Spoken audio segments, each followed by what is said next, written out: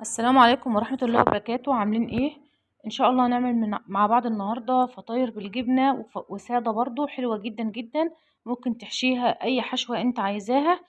إيه، وان شاء الله تطلع معاكم ناجحة بمقادير بسيطة جدا وموجودة في اي بيت. تمام.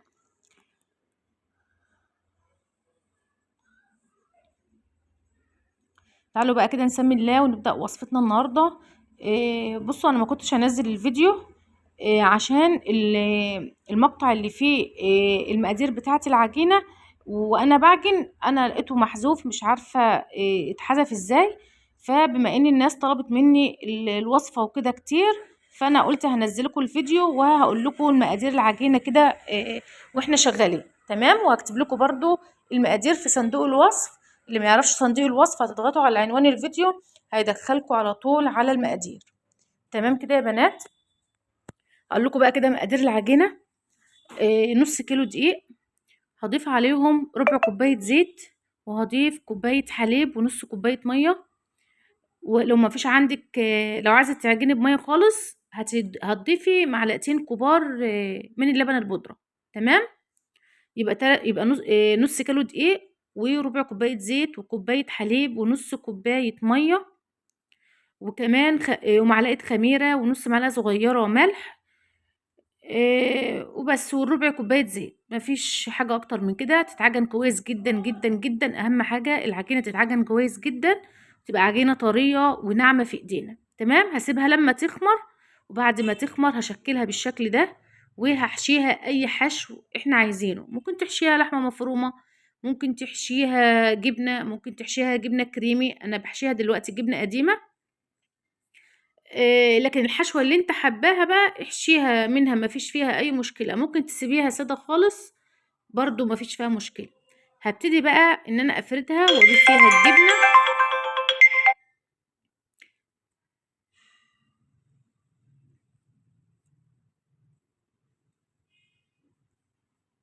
هضيف فيها الجبنة بالشكل ده واقفل. وطبعا معايا صينية مدهونة دهنة كده بسيطة من الزيت، هرص فيها الفطاير. شايفين العجينة طرية جدا جدا؟ شايفين وناعمة ازاي؟ تطلع اهم حاجة تختمي العجينة كويس، هتطلع معاكي ناجحة جدا.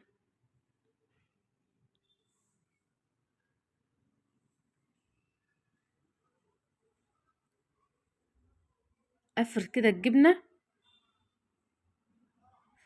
نتحشت لحمة مفرومة يا بنات هتبقى حلوة جدا.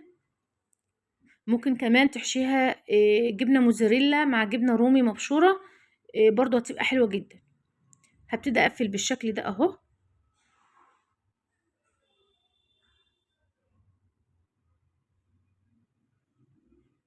لو حابين اعمل لكم وصفات فطاير الفترة الجاية، اكتبوا لي بس في التعليقات وان شاء الله اعمل لكم اللي انتوا عاوزينه.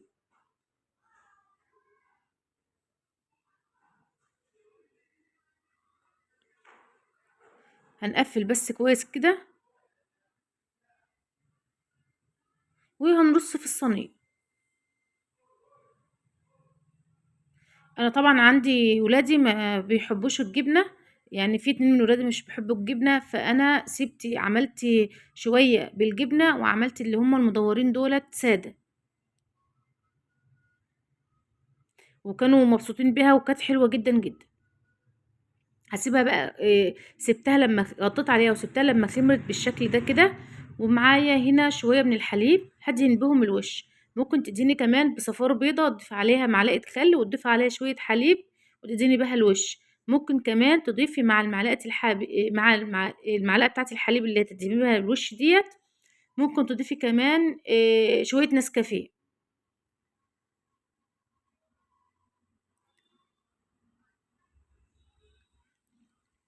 خلاص كده يا بنات دهنت كده الوش بتاع الفطاير بالحليب.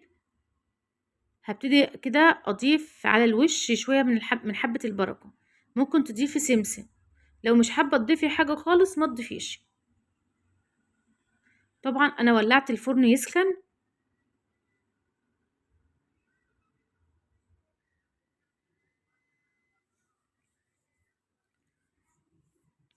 خلاص كده يا بنات اهو. طبعا انا كنت مولعة الفرن يسخن. هدخلها دلوقتي على الرف الوسطاني على الشبكة بتاعة الفرن على درجة حرارة 190، واول ما تاخد لون من تحت هولع عليها وتستوي وتبقى حلوه كده، هولع عليها الشوايه تاخد اللون بالشكل ده. هي كانت اخدت لون كده من الفرن. يعني ما ولعتش في الشوايه الا حوالي يجي 3 4 ثواني بس، وطفيت عليها وطلعتها من الفرن. اول ما تطلع من الفرن هنغطيها في فوطه علشان تبقى معانا طريه وجميله بالشكل ده. طعمها حلو جدا جدا، وكمان هشه وطريه، والعجينة بجد مظبوطة. أهم حاجة تخدموا العجينة كويس عشان الفطير تطلع معاكم مظبوطة. تمام كده، شايفين ما شاء الله حلوة جدا واخدة لون حلو جدا. يا رب النهاردة وصفتي تكون عجبتكم، واتمنى ان شاء الله تجربوها. ما تنسوش تعملوا لايك للفيديو وتشتركوا في القناة وتفعلوا زر الجرس عشان يوصل لكم كل وصفاتي. واشوفكم ان شاء الله على خير في وصفة جديدة. مع السلامة.